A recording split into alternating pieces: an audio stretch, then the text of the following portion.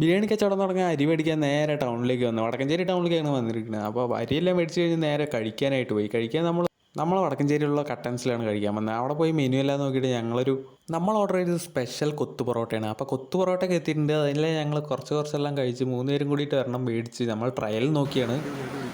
അടിപൊളിയാണോ?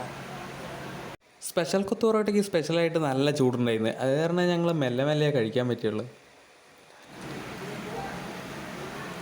140 രൂപയ്ക്ക് പുറത്താണോ? ആണോ? ആവറേജ് ആണല്ലേ? എങ്ങനെയുണ്ട് ഇതിൻ്റെ അഭിപ്രായം? 140 പുറത്താണോ? ടേസ്റ്റ് വൈസ് കൊള്ളാം. ബട്ട് 140ക്കുള്ളത് ഉണ്ടെന്ന് തോന്നുന്നു. ഇത് 120. അതെ.